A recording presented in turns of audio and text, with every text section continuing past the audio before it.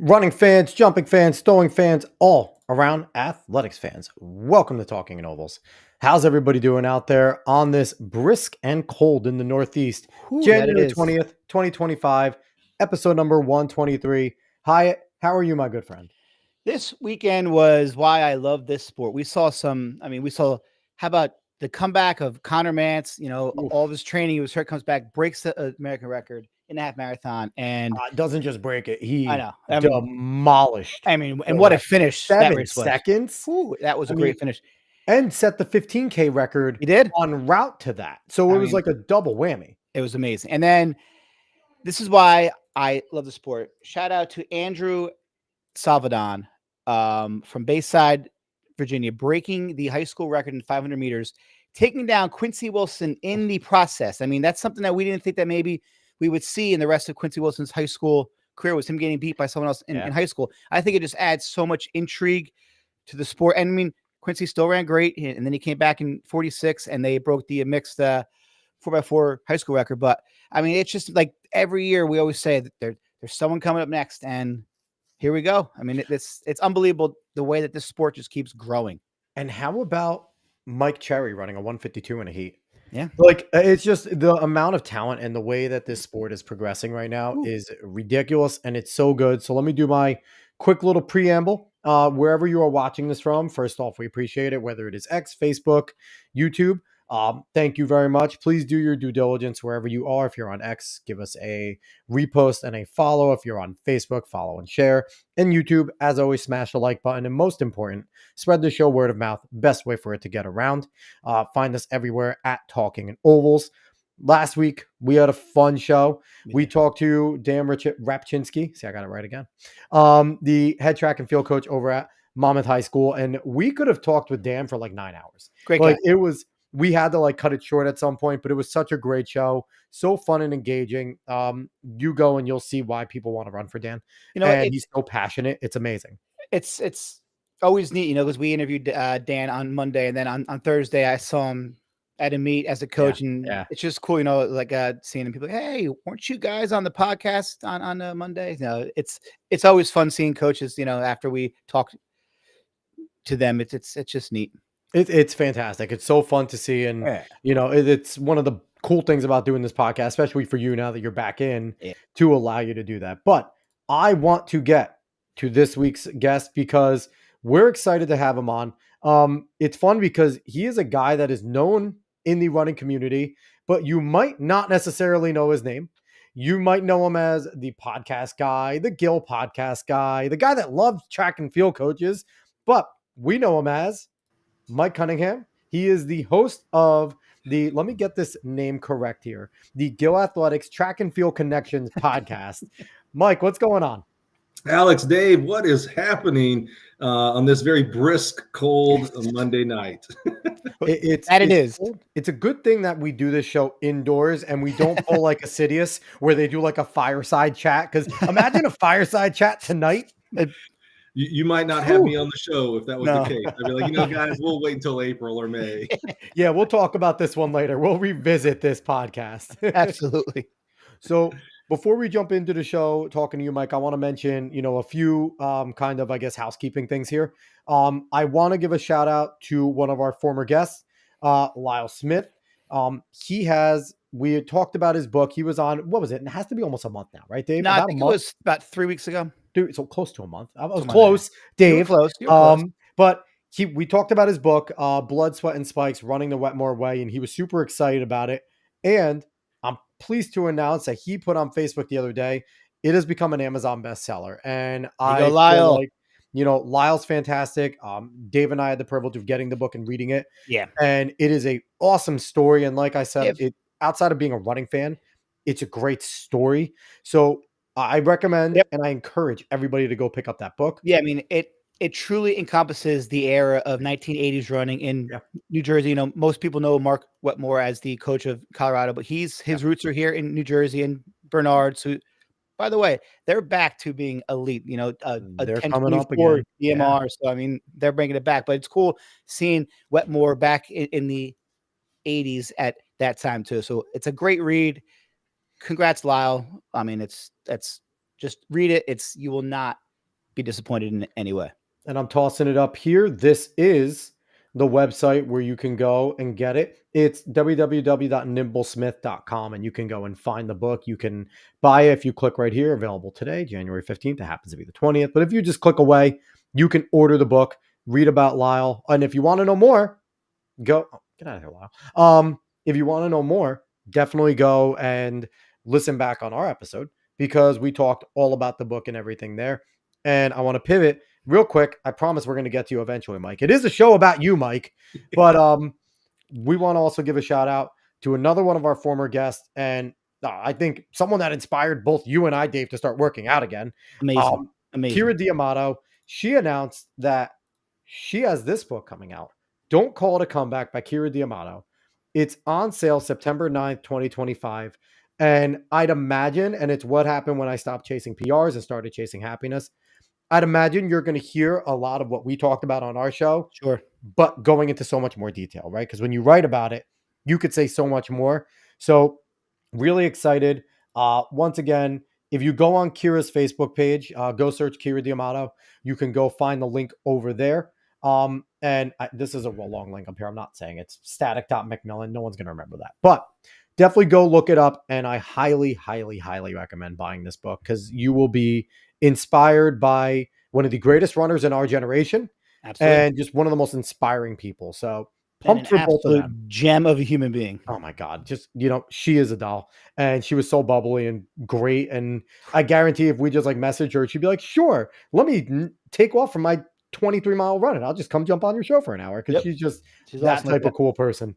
So, all right. So let's now get on to our regularly scheduled programming here. And of course we have Mike Cunningham here, but we are going to interrupt you for one more second, because we have PRs. And I don't know if you know this about our show. We like to give a shout out to anyone that sends us a PR, whether it's for their athletes or anything like that, because we want to highlight anybody that does something, whether they're breaking 5 for the first time or they're running a 4:10. We don't care what it is. And our good buddy over at Ocean Township, Alex Lynch, sent us over at January 16th, Group 2 relays over in Jersey. He at the Ocean Relay Championships, they won the shuttle hurdle there. They ran a 31.89, and I want to give a shout out to those boys, Mikey May, Vass Fay, Dylan Marshall, Andrew Vigiano. So congrats to you guys. I believe that's the number 2 time in the state, yes, right behind Tom's River North's blazing friggin' 28, which was insane. But shout out to you boys. You worked your asses off. You're champions, and we're pumped for you guys. So, all right, now that we got all that out of the way, let's get into the meat and potatoes. Mike, we're happy you're here. And so go ahead real quick. 2 quick things. First of all, shout out to, I think it's Alex and Kara. We need more media. Lyle and Kara. Lyle and Kara. We need more track and field media in this world. There'll be 1,000 basketball books that come out this year, and 100 track and field, and stories like that Lyle presents and like Kara presents. So shout out to them. I love that. We need to support our own people. So we need to make sure we're going out and buying those books, gifting those books, making sure those books are in our local library. So shout out to them. Second thing is, you guys love PRs. I knew we had a lot in common. I love PRs. I make sure I kind of live my life on Twitter. Every kid that says, hey, I set a PR in whatever event, doesn't matter. And it doesn't matter the time, distance, or height. I think that is friggin' awesome. And I comment on every single one of those that come across my feed, because we don't, PRs are cool, but we don't know that we set our last PR until years later. And so we need to make sure we're celebrating every PR, because one of them's going to be our last one. So I love that you guys do a PR shout out. That really kind of warms my heart, because I have a soft place right here for that myself. I've always said that I want to get so many PRs that I go at the beginning of the show, hey, we're going to do a show tomorrow to talk about all the PRs. Yeah. I want to get that many. And one thing, this is kind of off the beaten path of, we're going to, get to your story and everything, but we talk to a lot of guests, Dave. Obviously, Mike, you have over 250 plus episodes, I believe, with the Gill Athletics podcast. So you're getting up there with that. And one of the comments we always hear is, well, we don't know how we can grow the sport. And, there's not that many people. But I look at it and it's like, we've been able to manage to have 123 episodes. Gill's been able to have 200 plus episodes with minimal crossover. You can't tell me that that's not going to translate to more fans and people liking this sport. So that's just an observation. And I think that people like you, Mike, and hopefully what we're doing here is hopefully going to allow the sport to grow. So I was kind of an observation of mine. Yeah, absolutely. Absolutely. All right. So I want to get into the nitty gritty with you because like we do with all of our guests, we want to find out about you as an athlete and your running journey. So first things first, when did you get the spark to become a runner? Yeah, I don't, maybe I'm still looking for that spark. You go back to high school and my freshman year, like a lot of kids, I wanted to be involved. I wanted to be a part of something, but I certainly wasn't very athletic. I wasn't naturally a football player, definitely not basketball, baseball, etc. And then one day in January, they made an announcement. I grew up in a very small town in Alabama, and they made an announcement saying, hey, anybody who wants to run indoor track, meet Coach Anderson after school in the cafeteria. And, I was a naive little freshman. I remember literally in my head saying, indoor track? That can't be hard. It's indoor. Like, this has to be the easiest sport there is.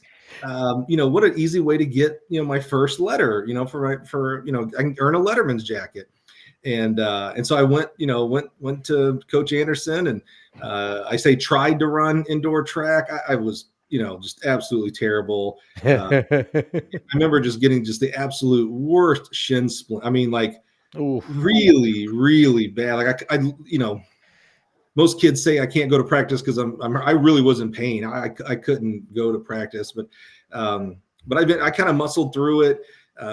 In Alabama, at least back then, we used to run our state meet. We now have the beautiful Birmingham Crossplex, but back then we had this old wooden track that we literally put in a horse barn in Decatur, and it was the indoor state meet was an all comers. So anybody, if you could make it, could run in it. And I came in dead last in the 800, and I'm talking about not even dead last. Like, I'm pretty sure I got lapped. I mean, I was absolutely terrible.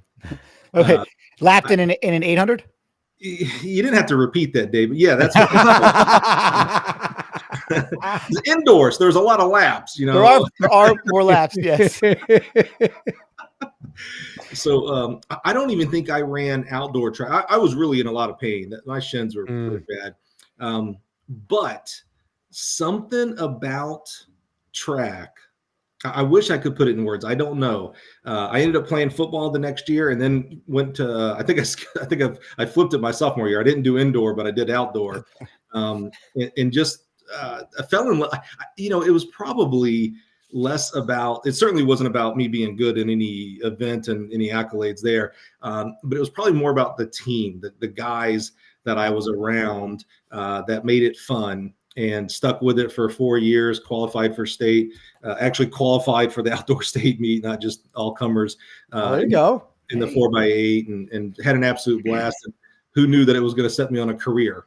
Yeah, listen, I mean, I would not be doing this podcast now if it wasn't for my experience that I had in high school with my teammates and with my coach. It literally made me fall in love with the sport and just have that love for my whole life. Just that experience with those kids and that coach. It can change your whole perspective. I knew nothing about track until then, and now it's part of my life. Yeah, that's right. And there's something to be said about, especially like you were a middle distance runner, so you were training with the distance guys mostly, and just like the camaraderie that you gain going on long runs, and the conversations and the hard work that you are putting yourselves through, like it just builds that bond. But at times, like it's kind of like you kind of forget some of it, right? Because you were having fun, like you were hanging out with the guys, and it's like that workout sucked, but it was cooler later when we were all talking again and we did it together. And there's something about that I think it's different that track and field has, because you're all towing the line together and you're all thinking, God, we have 6 more 400s. We only did 2. This sucks. Like, but you're in it together. You're all in it together. Yeah. Alex, you give my high school coach too much credit. And, I absolutely love Dennis Anderson was our coach my first freshman, sophomore, junior year. I wish we did long runs and things like that. Here's what we did. Coach Anderson, again, I love him to death, was a great shot putter at my alma mater, actually, Troy State University. And but had to coach everything, right? It's high school. So I'm not exaggerating when I tell you that freshman, sophomore, and junior, every day at practice for the entire team, we would do a meet every day at practice. So we'd go do our 2 little warm-up Yeah. I wish. I look back now and I'm like, holy cow. But yeah, this is I can see why your shins hurt. Yeah. Seriously. we would do our little 2-lap warm-up. We'd do some static stretching, and then we would run through the order of the meet. So in Alabama, the 4x8 was first. So the 4 of us would get on the track, and we wouldn't run the 4 of us wouldn't run a half mile together. That's too efficient. I would literally have a baton. I'd have a baton. I'd run my 800. I'd hand off to my second leg, and all the sprinters and jumper would watch after the 4x8. I think the 100 was next. So the 100-meter guys would go. And then, long jump would go take some jumps, and then the throwers would be over there. They would take 6 throws. They felt like they were going to make finals. So they would take 6 shot put throws and 6 discus. And then we would end practice with a 4x4. Next day we'd come back and we'd do the exact same thing. Would you run? There was no other team. It was just you guys running a meet against. So you didn't race anybody. So this was how do you get? I mean, you talk about specificity. How do you get better at the 4x8? Well, you run the 4x8 every day. You run it every day. You must have been the best leadoff leg in the state. Yeah, I was pretty good. Yeah. I mean, that's one way to do it, right? And it's funny too, because I think let's run it all out 800 every day. I think back of, Dave, what was some of the fun times? Like if you had a big enough distance group, it would be an event where it'd be like, all right, coach would split up, try and make the teams even. And it's like, okay, go run a DMR, go run a 4x8. And that was like a fun event, right? It was one time. Okay, let's have a good time, try and split it up, make it even. And let's go do a competitive thing, bring a sprinter on, do a sprint med, just for shits and giggles at the end of the year. To do that every day, I would honestly, that needs to be tried. Dave, at Manasquan, make them run a meet on the J every day. So you'll be interested in this, Mike. Dave coaches over at Manasquan High School in New Jersey. They have a track that's a J. It's 250 meters. Finish. It is a 200-meter J. Wow. 250 meters. 250-meter J, yes. Yep. That's kind of cool. It's cool until you want to do like anything that is repeated around a track more than one time. Yeah. It makes that 4x1 a little hard, I guess. Yeah, we don't have home meets. It makes just doing repeat 400s tough. But you know what? We have a beautiful field house and we get by and we make it work, because as a coach, that's what you do. You make it work, and you never let your kids feel that they're at any disadvantage ever, because they're not. We have many, many ways to get done what we have to get done. Right. So, well, I wish we would have done kind of what you described there, Alex. 2 4x8 teams up against each other, or even 2 2x8 teams, like make leg 3 and 4 run against one. That would have been great. No, not us. Yeah. And so every day I ran the 4x8, the mile against nobody, the mile, the 800, the 2 mile, and the 4x4 every day. And my junior year, I kind of started getting a little smart. I started realizing, well, wait a minute, the sprinters, they only run the 100, the 200, and the 4x1. They didn't even run the 4x4 for crying out loud. All the 800-meter guys did, right? And so I knew I wasn't fast, so I wasn't going to try to get into the 100, 200 group. But we didn't have very many hurdlers. And so before season started, I asked, hey, coach, can I run the hurdles? And we needed hurdlers. And so I got to drop the 2 mile and the mile, and then added the 110s and the 300s to my repertoire. I don't know how anybody on your team was able to walk then. I mean, to race those events every single day is, listen, man, it was a different world back then. Yeah. And I'm not sure race is the right word, because, you're just trying to get through practice essentially. Right. Yeah, right. Well, I mean, race, because it's literally just you running against yourself. Yeah. I kind of felt bad, Alex, when you talked about and Dave, about my love and passion for running. And I was like, man, I didn't really have that, but why did I stick with it? I just kind of thought about this. We did have a common enemy. So we had we were one of the only schools around that had a track. So we had the old crushed rubber tire track. So not a great track, but no one else had a track.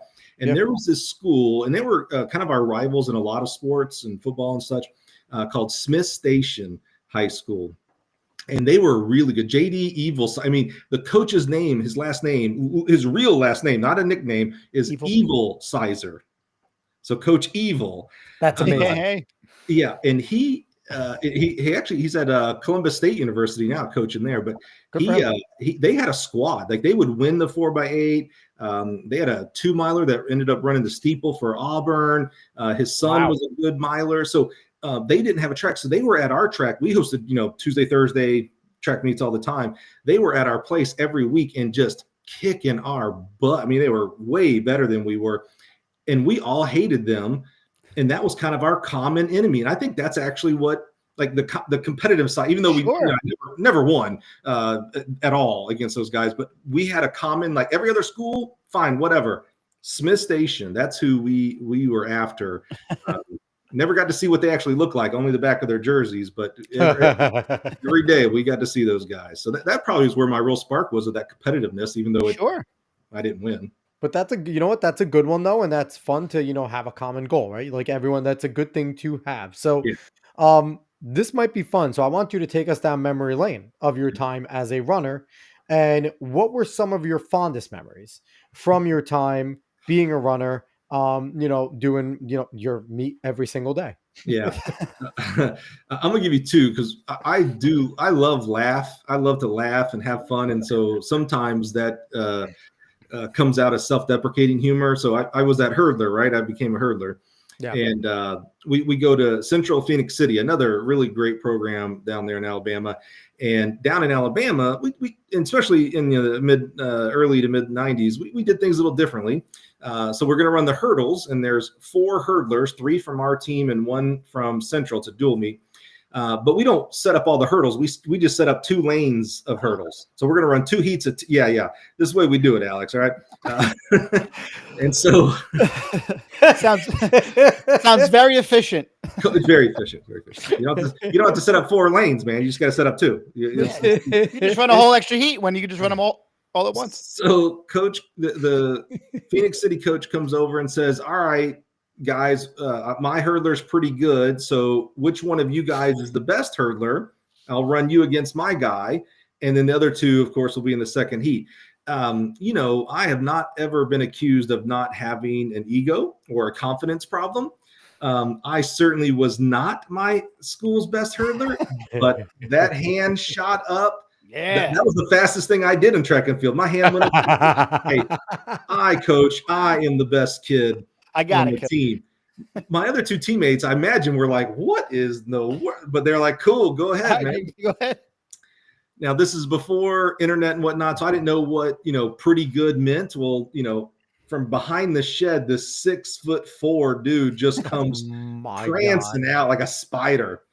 Pretty good he was the large school state champion last year as a junior. He'd already signed a scholarship at Middle Tennessee State, which is a pretty solid program. Yeah, Middle Tennessee's pretty good. You can guess how, literally, I'm doing I think I took like 7 steps. I'm doing my little 7 steps in between.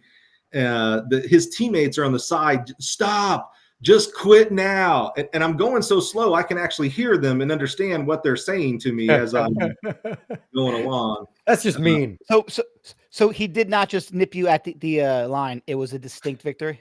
I think he ran the second heat as well and still did both of those, and I was still running. Now, but remember, I'm a half miler, right? Yeah. So the 300 hurdles is coming up. So I'm gonna toast them. I got endurance, right? This is the thinking of a 16-year-old, 17-year-old idiot, basically. Absolutely. Well, he literally did beat me, and I'm still like on hurdle 3 or 4. I mean, he just demolished me. And in the 300 hurdles, that last hurdle, that 8th hurdle is like, 5 meters or whatnot. It's really close. Yeah. See, here in New Jersey, we do 400. Yeah, 400. That's right. Oh, thank God we did not do the 400 hurdles. Yeah, we had 10 hurdles set up on the track. Ooh, yeah, that would have been terrible. Well, the rest of the country pretty much does 300. Right. Yeah, in New Jersey, we like to get kids ready for college. Hey. So we just go the extra step. Yeah, but we don't have the steeplechase or the hammer. So are we really getting them ready? Yeah, we need more of that. Steeples just too much money to have. Yeah. So my heat's over. Me and a guy who's kind of like my brother. I call him my brother. We're not real brother, but he's thick as family, right? Sure.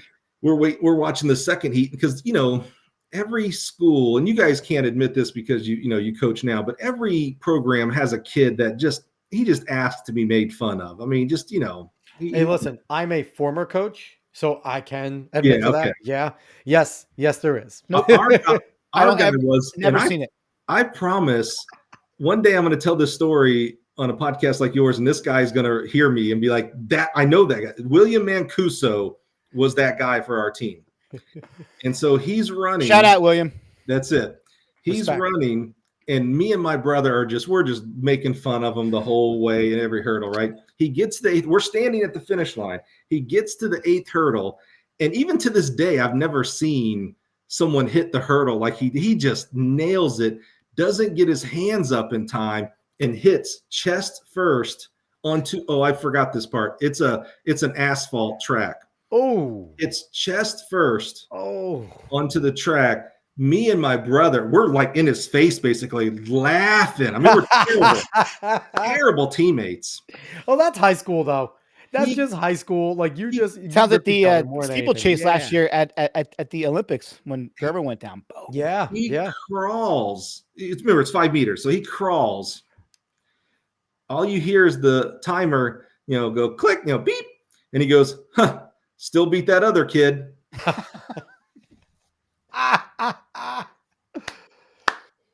The one who's making fun of him, right? Yeah. Oh my God. Yeah. My brother just turns at me and just shoves me and starts laughing at me. Yeah. I got beat by the kid who almost died on the track. That's how bad I was. But that memory sticks with me for a lot of bad reasons, but just sticks with me for my high school career. That's for sure. Well, I mean, obviously, you talk about, how maybe you were not as good as you would have liked, but you're being really nice, Dave. You can say it. It's okay. But something from your time that you ran with the teammates stuck with you. So how do we transition into kind of after high school? Like, what was your journey in this sport after high school? And then kind of how do we get to where we are now at this point?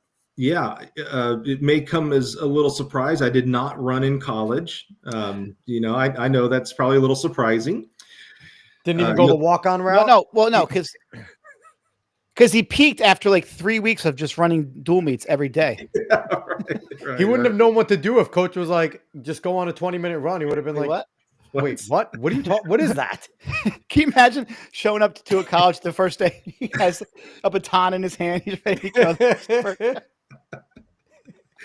You know how they say there's if you want to run college track, there is a program for you. Well, that's not true. Yeah, that's not true. There was no program calling for me, but I ended up going to school. I go to college in Chicago, studying computer engineering and just not enjoying and really missing sports. Yeah. And so right outside my dorm or my fraternity house was a high school, De La Salle High School. Their football field was literally right outside our pool room, and we used to watch the football games. And so I just started thinking, I was like, I wonder if they need somebody just to help, just 2 days a week. I'll just volunteer coach. I think that'd be kind of cool. So I called the coach up. Russ Martin, thank God for Russ Martin. And he says, well, actually I'm looking for a full-time assistant. And I was like, all right, cool. Yeah, I could do that. And I'll take that one. He goes, what do you think you would coach? And I was like, well, I was more of a half. I didn't hang my hat on my hurdle accolades. I was like, I was more of a half miler. So probably, distance. And he goes, oh, that's too bad. He goes, I coach the distance. I was looking for a sprints hurdles coach. I quickly hung my hat on I was like, well, I ran hurdles. I could coach hurdles. Yeah, for sure. And so I started coaching. I was the assistant coach of De La Salle High School in Chicago, coaching sprints and hurdles with zero. I knew not to run the meet every day. But that's as far as my education and coaching had gone up to that point. But from there, started.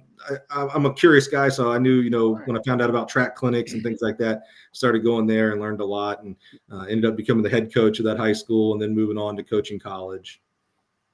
That's really cool. Where'd you coach? What college did you coach?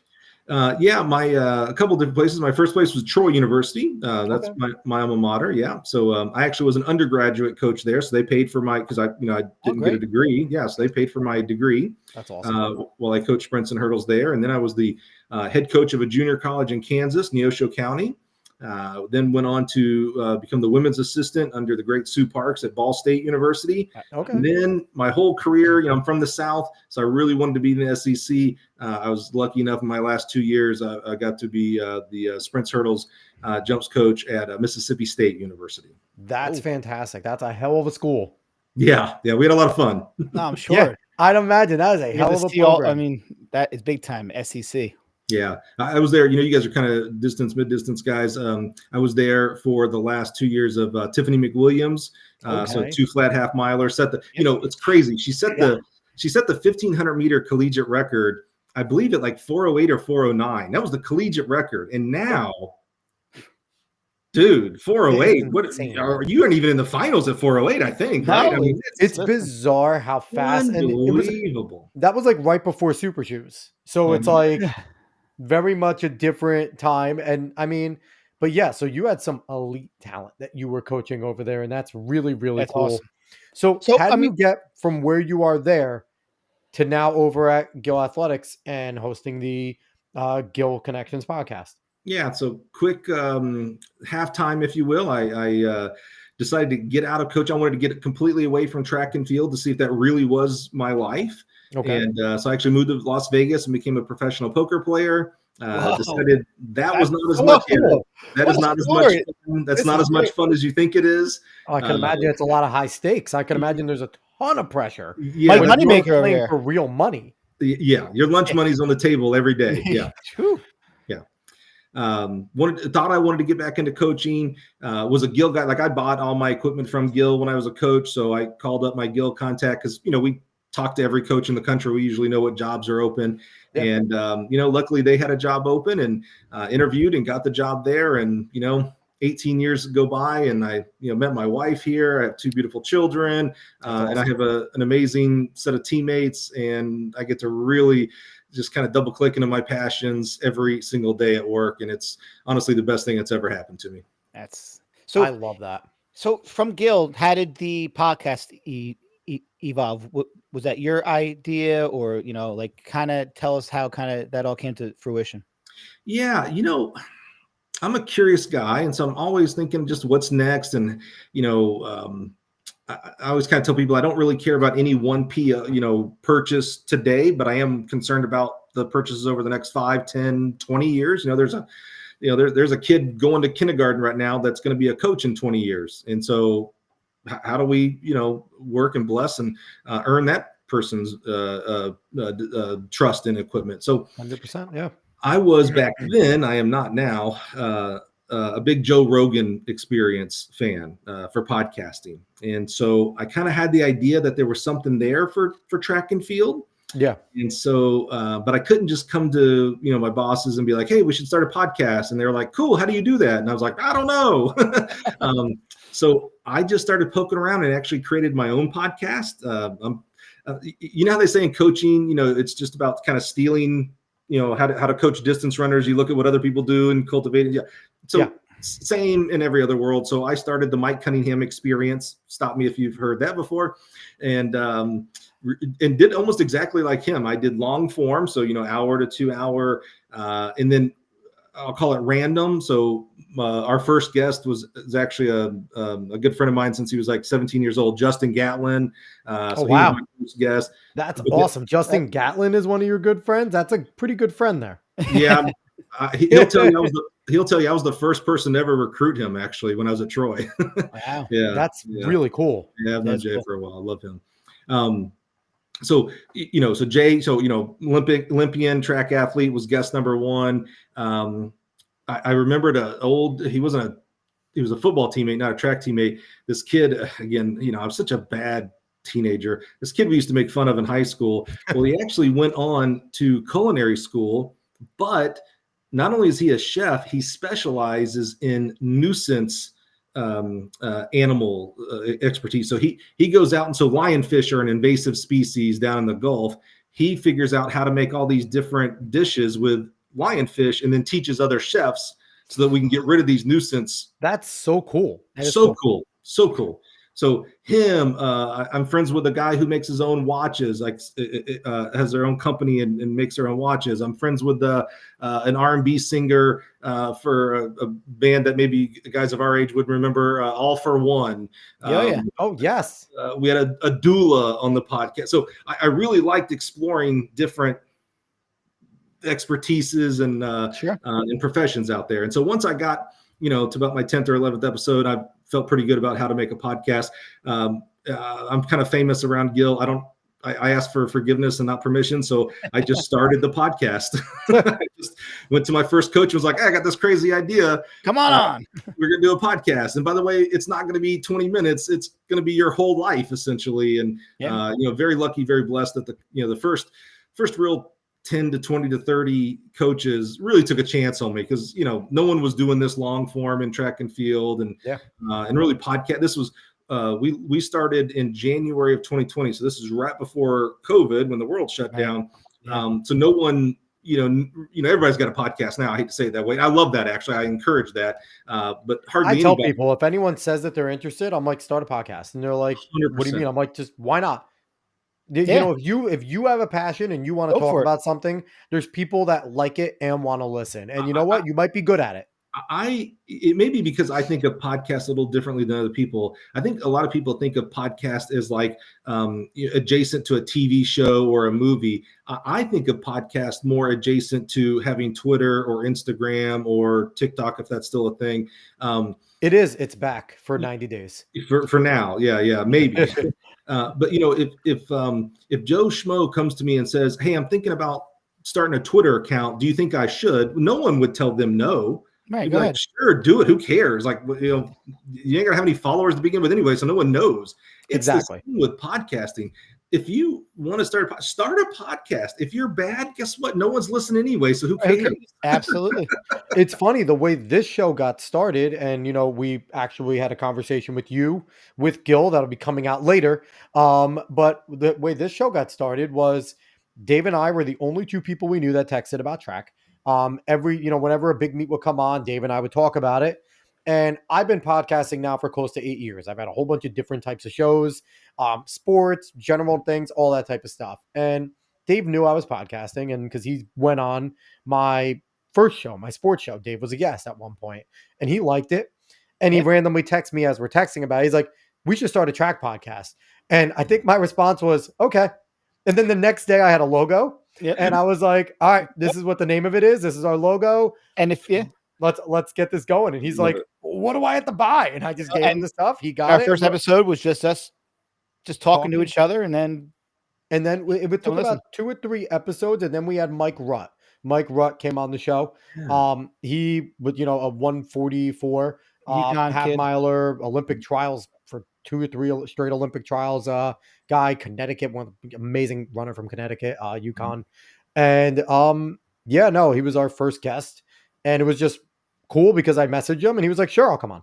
That's all it is. You just ask, and so many people are willing to do it.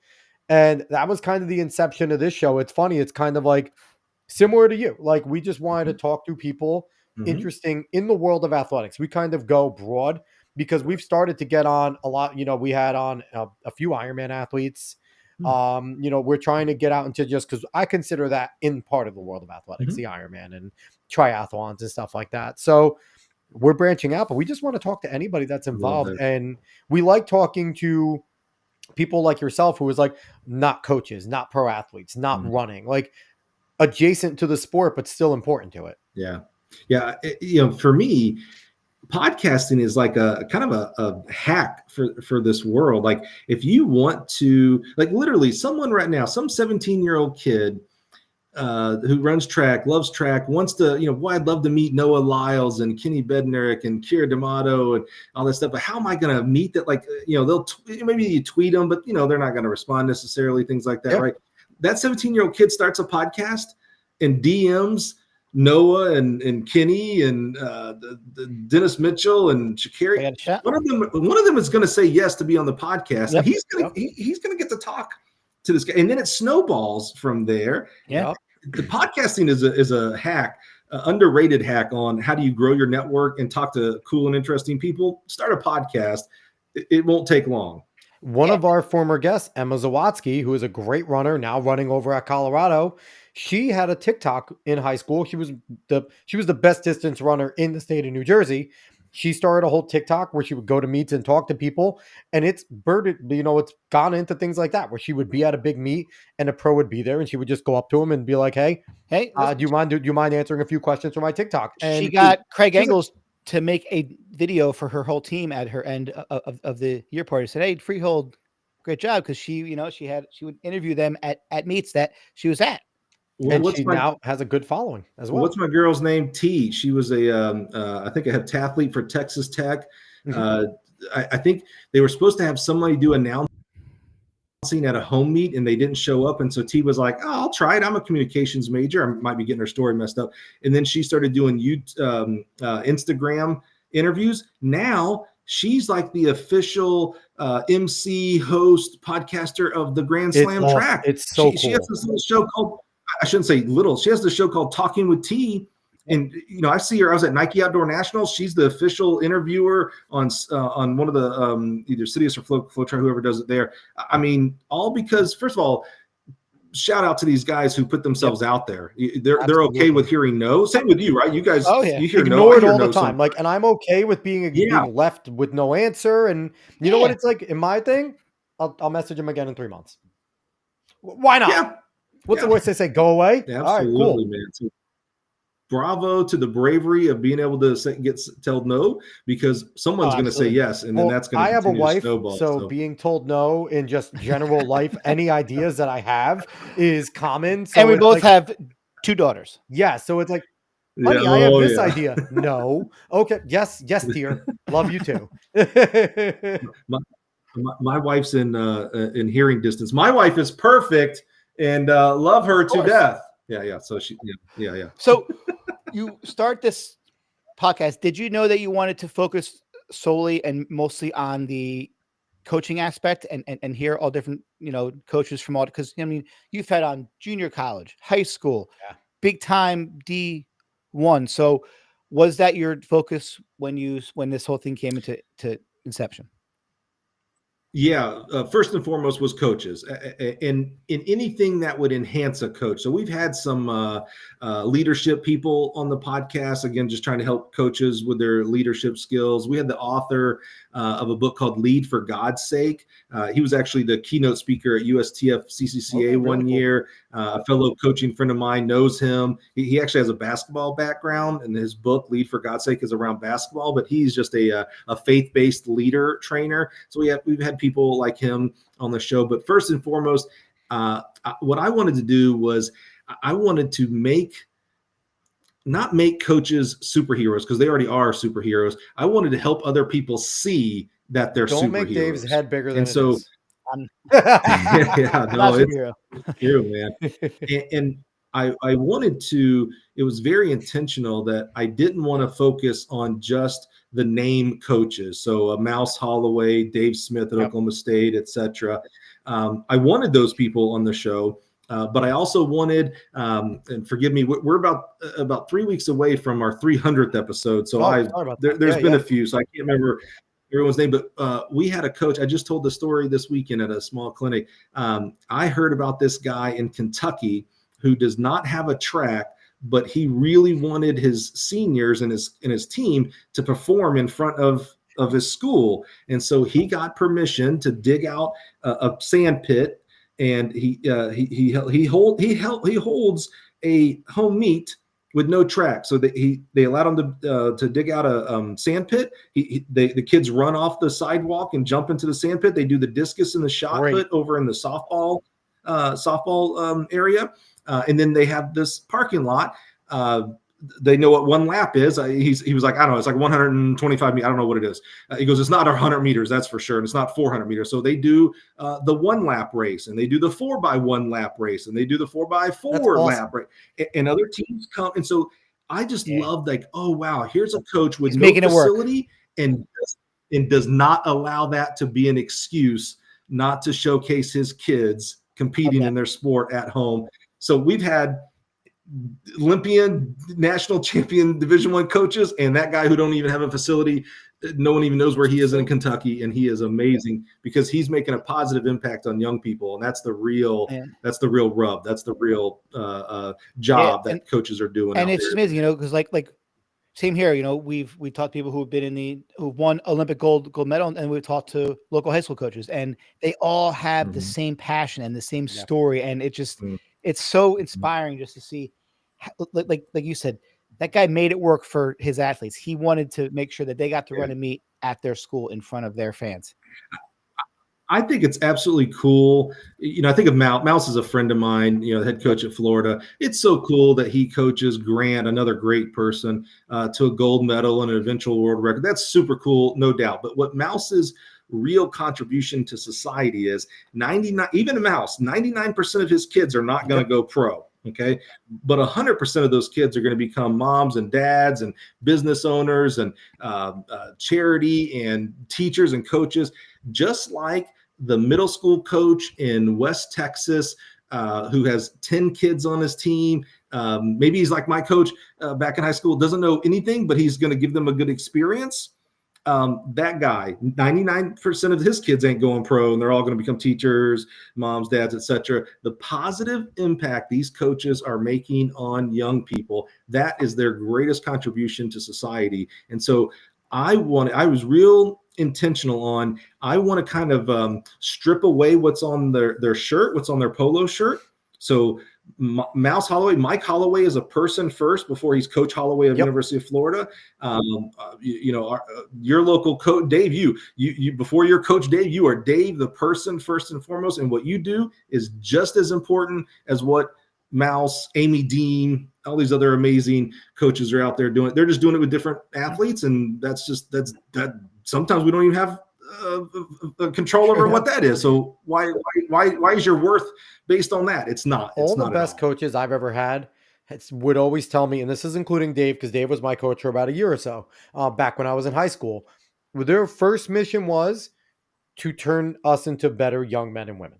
That was always the best coaches will come out and say, if I do anything, if you come out of my program as a better young man and young woman, then we were successful. Then the athletics will come. So, those are always some of the best coaches. And it's funny you mentioned that in Kentucky. That reminds me of my alma mater there, Marist.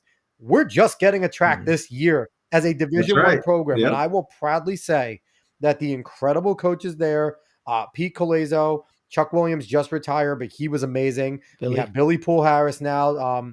We have, Terry over there. We have been setting sprint records over the last 20 years without having a track. And Terry was the sprints coach over there, for the past 15 years. And Terry would take the time to go out to where the track is going to be now at Northfield and Marist. And he would take some spray paint or a line and walk around with the wheel for 200 meters. And we would do a 200-meter grass track. And that's where we would do our workout. So we had a crappy gym track, and then they turned it into a basketball gym, asked us what we wanted for a track, and didn't give it to us. So that was a few years ago, but that reminds me of that, with just making work with what you have. And great coaches can do that. And the thing is too, and it's the passion and the caring. Dave talks to me all the time about what he's doing in the thing. And even though I'm not a coach anymore, like Dave is always saying what's going on at the meets and things like that. And I feel like the best coaches are always going, okay, what am I doing wrong and what can I do better? Yeah. And, instead of this was great, it's okay, that fell short. How do I make it better? And I feel like those are always the best ones that I see around. They're the ones that are always questioning themselves. So we're at Gill, the Gill podcast. You talked about your Kentucky coach. Give us a few more either memories or episodes that stand out to you that you remember that are some of your favorites. Yeah, you were taking notes from our earlier conversation. Oh, That's yeah. good.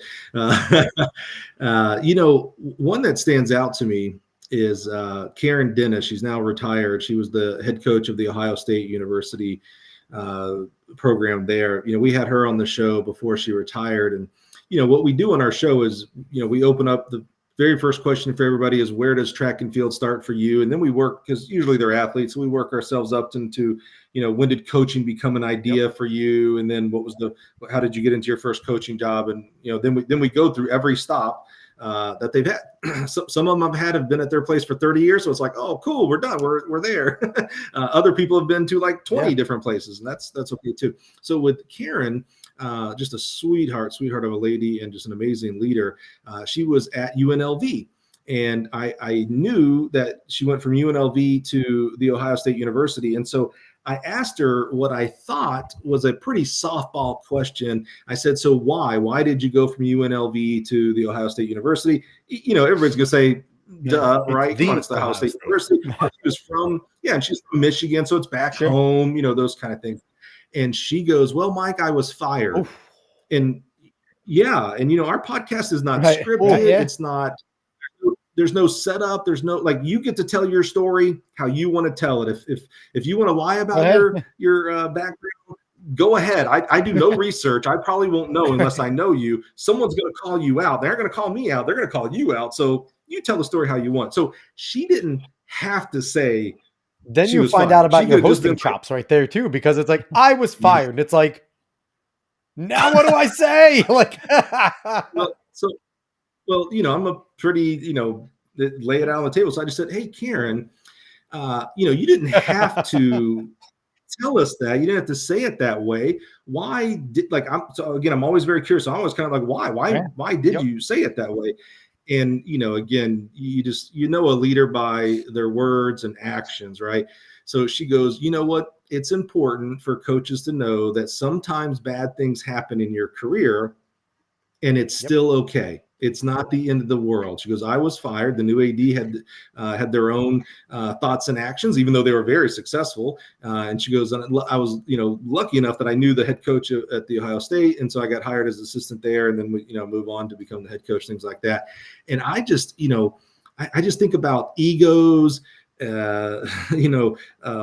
bravado. And I'm like, oh, here's a coach who just laid all that to the side and says, you know what, here I am. Yep. You think I'm some great coach? Guess what? Even I was fired.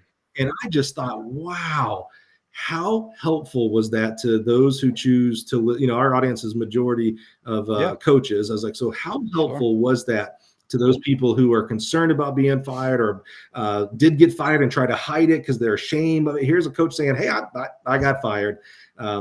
And thank goodness, good things still happen to people who got fired. So that's a huge memory for me. And I think the value of that is she knew her worth, right? She knew that even though I got fired, I'm a good coach. She knew that she was a good coach. Her knowledge was worth passing along to other athletes. So for her, it was nothing for her to just go, all right, this sucks. I guarantee when she got fired, she was probably shell-shocked. It's a normal human reaction. Like, I had a successful program and now you're firing me. But, the ability to pivot and not panic is, again, a true leader, right? Things go wrong in meets.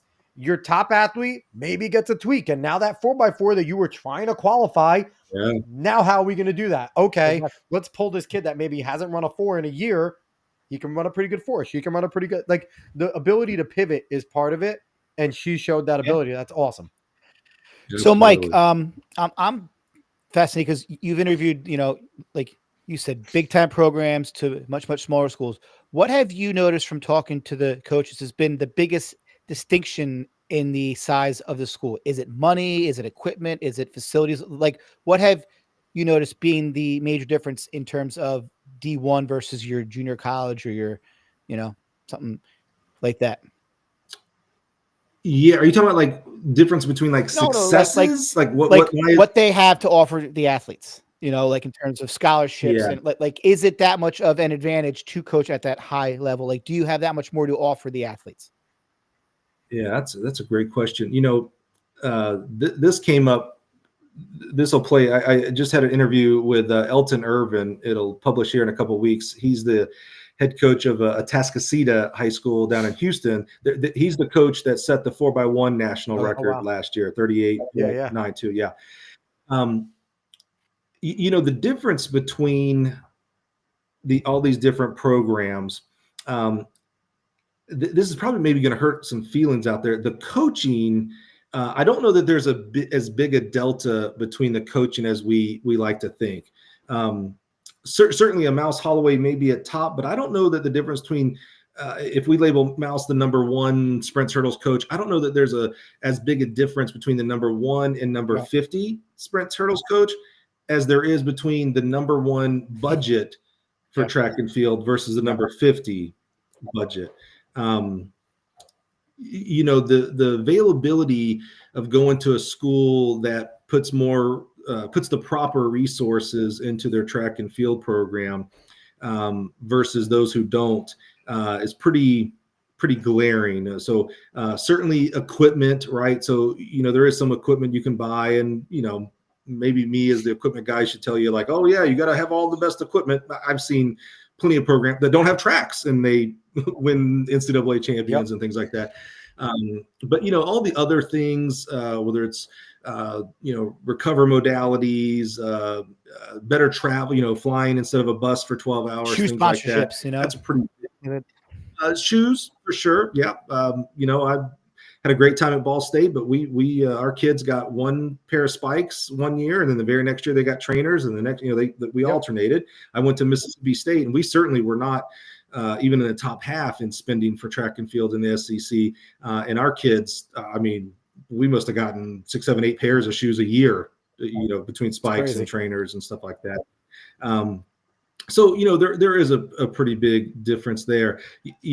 I'm very, very active on Twitter, and so I'm listening and partaking and really listening mostly to a lot of the different conversations that go on with high school coaches and college coaches. And there's this D1 or bust mentality we hear about, right? We hear high school coaches talking about it all the time on this show. Here. It does not matter anywhere. Yeah, and I probably would have agreed with probably what I assume you're thinking. Until I interviewed Elton Irvin. He brought up a topic. There's times where we have these topics that really, this is where I think the real value of the podcast, for the Gill podcast, is we get into some topics that you're going to see other avenues that maybe you weren't thinking of.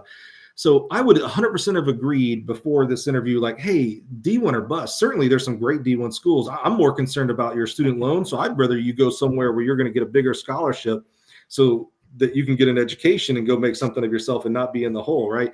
So I certainly was not on the D1 or bust mentality. I have been screaming from the mountaintops about these roster caps that are coming to D1, that it's okay. Like a lot of people are like, oh, this is going to lower the amount of opportunities for high school kids. No. Not at all. It will limit the opportunities for them to maybe go to their air quotes here, dream school. They grew up a huge Rutgers fan up there, and they're 10, 50 in the 100, and they really want to go Rutgers. And Rutgers is like, man, I got 45 spots, boss, and 1050 don't even come close to my conference finals. I can't even have you walk on because I only have 45. So you maybe don't get to walk on, but there are TCNJ, Essex Community. There are tons of great programs. Which will maybe put them in a better place in the long run. 100%. So, and by the way, go look even at our Olympics. There were plenty of non-Division I kids that were at the Olympics and medaled in D2, D3, NAIA junior college. So, I'd have been on this, hey, you might not be able to go to Rutgers or Maryland or Syracuse, but there's other amazing, SUNY schools, Binghamton. Binghamton's no joke. State. Some amazing schools, right? But Elton was a pretty good half miler at a high school. He goes to Grambling State. That's Division I. Amazing HBCU head coach Lamont Vaughn there now, a great friend of mine. He gets, I can't remember if he told me he got 2nd or 4th in their conference championship. So he was doing real well, and he transferred to Texas. Okay. Now at Texas, he's like, man, I was like, the 8th best half miler. It's a big difference, right? But The typical conversation would be like, well, look, Elton, you went to the big school and now you're not traveling and you're not scoring at conference. But that big school, and I know we're talking about Texas, which, has some culture for track and field, but there's other places out there. His network of track and field is greater than probably all three of ours combined. He had Dan Paff there. He had all these Olympians training. He had his teammates. He rattled off some of his teammates. And now that he's a coach, like when he gets stuck on something like, hey, I wonder how I should do this better. He's got 8 great people to call. And I'm like, he really kind of like, why do people go to the Ivy League besides, it's the friggin' Ivy League? It's to be in class with a guy who's going to be the owner of a business one day. The bigger reason you go to Ivy League is the networking. It's less to do with that piece of paper and more to do with the fact that someone in your class's parents, or maybe they are the owner of the Fortune 500 company, and now you know each other. Why do people go get MBAs? All three of us can know everything that an MBA does. I read the one book MBA. I know everything that goes on in MBA class, but I didn't sit in an MBA class and do a group project with a guy who needs a CFO, and I'm going to be your CFO in 8 years because he's going to remember that. Elton Irvin's story about going to Texas, it kind of changed my mind because again, you start thinking 99% of these kids, they're not going pro. So you're saying it's not necessarily for the coaching aspect. Like they'll get great coaching anywhere. It's the fact that it's larger, so they have more ability to network for a future. If it's it's like if you're a graduate transfer, right? You're not going to graduate transfer in conference or something because you graduate transfer to a better school, even if you're not going to be a top dog. Maybe you're a scoring member on their XC team. It's like we had Adam Vess on, right, Dave? He graduate transferred to Northern Arizona U from Marist. And he was a part of the NAU start of the boom there. And it's like, why go to NAU? Because NAU opens up a world of opportunities for him. So it does make sense. There's certainly still some balance. I talked about the student loan aspect. There's still some balance of what maybe you've got the money to go there and you don't have to take out student loans or whatnot. So there's still a balance. So I think the real part about these D1 or bust, these Division I versus Division II, Division III, etc. I think we like to go at them in one aspect. Student loan, or you're not gonna be able to contribute, or you're just gonna ride the pine. I think these conversations are a lot more complex, and there's 3, 4, 5, 6 different issues, and we like to just go on one. Like we like just put our black and white. We like to get on this side of the aisle and go for it. And it's really amalgamation. Dave is a pretty good example, right? Because you started off at East Stroudsburg, right, Dave? And you probably would have ended up being a really good East Stroudsburg runner, right? That was a good environment. That was definitely more my speed. But then you go to Rutgers, where you're not necessarily you got lost, but your connections, your friendships. I have started this show based off of your friends that are coaching and great coaches in New Jersey, basically. And it's like that proves Mike's point, because if you don't go to Rutgers, we're not talking to Wilfredo. We're not talking to Chris Stefelski. We're not talking to Sean McCafferty. Sean McCafferty, the best coaches in the state of New Jersey in track and field, but some of the group of them. And it's like, so that does prove Mike's point. You stay at East Stroudsburg, you don't know these guys. They're not coming on the show. And it's such a fine line of like, were you for athletically or networking? It's kind of this weird line, Yeah. Yeah, and I don't know, again, pointing thumbs, not fingers here, not good enough to ever have run in college.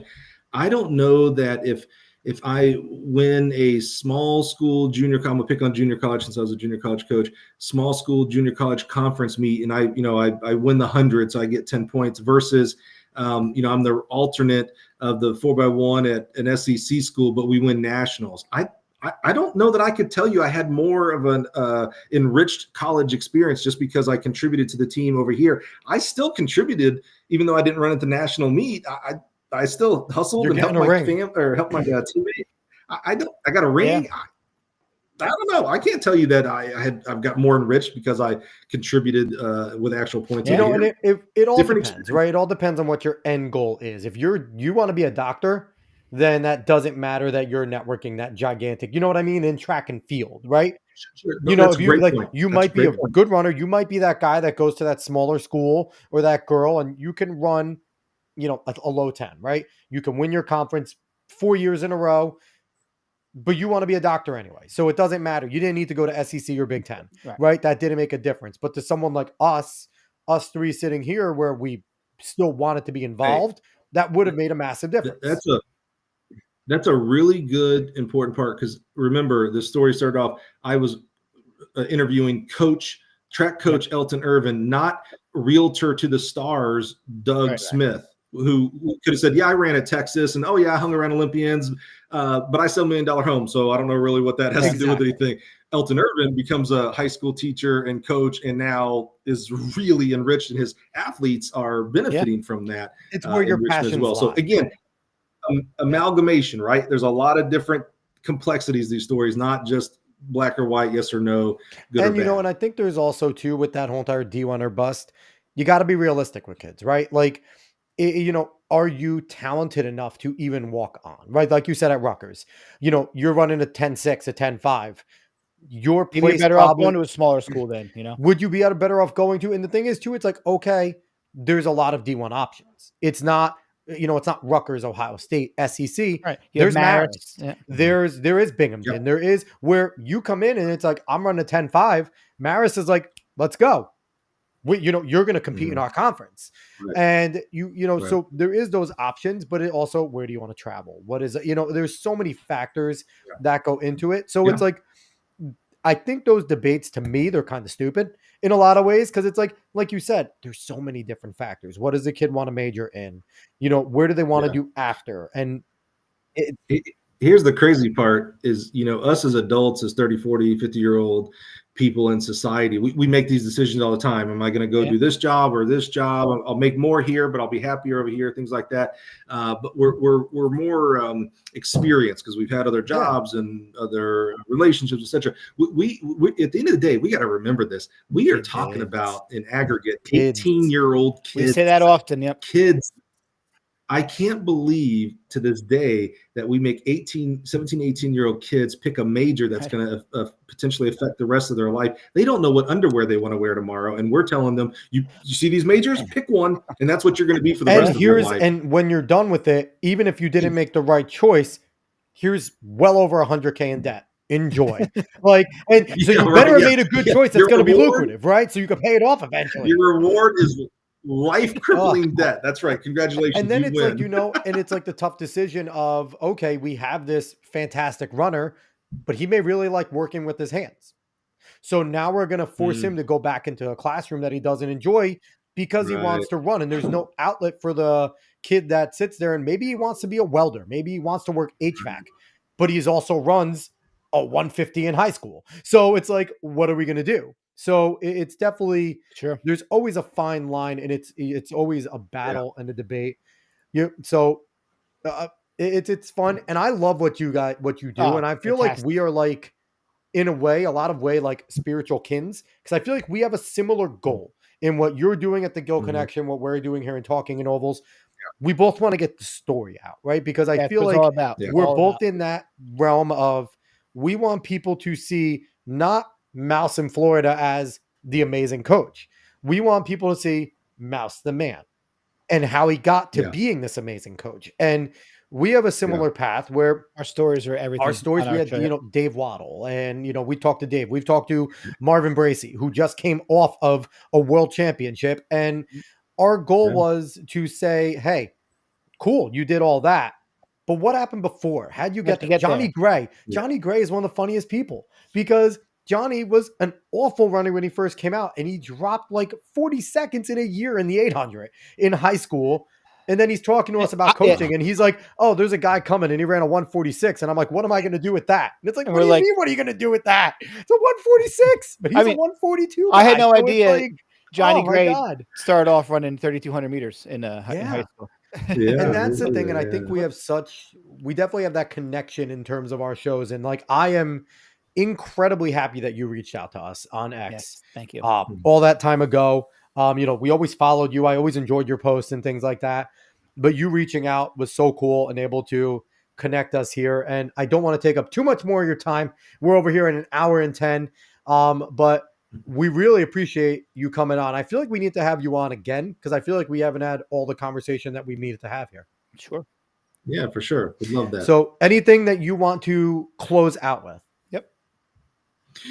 Yeah, if you're probably listening to this show and this podcast, you probably listen to other podcasts. And so definitely would love people just to check out the Gill Connections podcast. See, I just shortened it. I don't say all those words. If you say Gill, it's track and field. You got to say that. But go check out the Gill Connections podcast. We just started season 6. Cool. So, our 6th year, started off with a bang with Tanja Beaver-Bailey, Gabby Thomas's coach.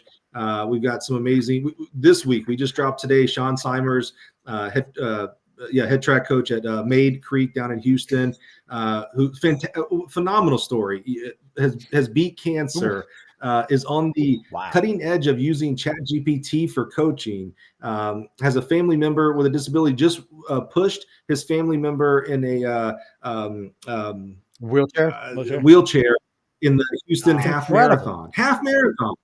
I can't run a 5K, and my dude is pushing his family member running a half marathon. Just an amazing human being that I'm so glad I was able to share his story. And then every once in a while, I do some what I think are pretty cool bonus episodes, if you will. And so last year, in the April-May timeframe, I went out pretty ambitious goal. I can't believe I crossed the finish line on this one. Interviewed one high school coach from every state. So cool. Focusing on their outdoor state meet. I knew there would be some differences. I wanted to know, well, how different is Delaware versus New Mexico versus Oregon versus Illinois? And it really opened my mind of like, oh, there's differences because of regionalities. There's differences on how big the state is, culturally, whether football is more important or things like that. It was pretty, I find it interesting. Cool. So do they have a true state champion or not? Because I know in New Jersey we go all the way down. Meet of champions. We have one champion per event for the whole state. And some states they end at their group level, which would be groups for us. And there's like 6 state champions. So it's like I find that to be interesting. Yeah. There were a few commonality themes that came out, and one of them was one big one was how do we get all the best kids to state? That was we have those same debates in collegiate track and field as well, right? But the other one was some states have 8 divisions. Very few have 1. Indiana has one division, and a couple of states famously go coastal here. New Jersey and California do take all of their groups down to a single state meet as well. And so that is a concern amongst the vast majority of high school coaches out there based on my interviews for sure. And then this year for our bonus series, we're doing it in February. So coming up next year, I over Thanksgiving, Christmas breaks, just started thinking about all these other great podcasts that I'm aware of. And some have helped start. I used to teach a podcasting 101 class for a junior college. I'm a huge, that's great. Yeah, I love podcasting. So I've helped a lot of podcasts get started. A couple of people, it's a little embarrassing, call me the podfather of track and field podcast. That's ridiculous. I'm just a helper. Dave, this is a lot of pressure. I hope we pass the test. Holy crap. What I wanted to do, what I have done in February, so every day in the month of February, we will highlight a different podcast involved in track and field out there. So we got to spend 15 to 20 minutes with a lot of great men and women around the country. We've got a couple from Europe really cool. That are in the series as well. And my hope is that we get to open up our audience to see that there are other shows. I'm sure they know some of them, but I think there'll be some new ones to them. And maybe it enhances the value that they get from their podcast listening. And then the podcasters themselves, they get enhanced by having a few more listeners and subscribers. So really just kind of opening up more of the world to other great value givers out there, much like yourselves here, Alex. It was an honor to be invited, and we appreciate it. Yeah, you deserve it. Yeah, absolutely. And to be grouped amongst, obviously February was there 28 days this year. It's not a leap year, right? To be grouped amongst, to be chosen out of all the amazing track and field podcasts as one of the ones that you wanted to highlight is massive. And like I said, really appreciate you reaching out because you were able to jump on here. And, like I said, I think that our podcasts share a lot in common while still being unique and different as well. So Absolutely. it's, it's an honor to have you on. You do a lot of awesome things for the sport of track and field. You're one of the people that, are trying to do something different and trying to raise awareness for this sport. And it's fantastic. So, Absolutely. once again, Thank you. he is Mike Cunningham. He is the host of I'm going to say the full title because that's what it is, darn it. The Gill Athletics Track and Field Connections podcast. Say that three times fast. But That's right. no, go search for the Gill Connections podcast on wherever you find a podcast, and you will be treated to really great stories of coaches all throughout track and field, like Dave has been highlighting, like Mike has been highlighting. And if you're watching this show, then you like to hear the stories because that's what we do. So definitely go over there, subscribe, rate, review, do everything over there because Mike absolutely deserves it. We'll be back next week, obviously, with another fantastic show. We appreciate everybody that has watched, wherever you watched from. Go do your due diligence. I'm not going to repeat it. I said it at the beginning. I don't want to. But if you're listening in podcast form on the audio, please give us a good review there. Leave us a comment, and we'll be back next week. So thank you so much, everyone. Thanks, guys. We will see you later.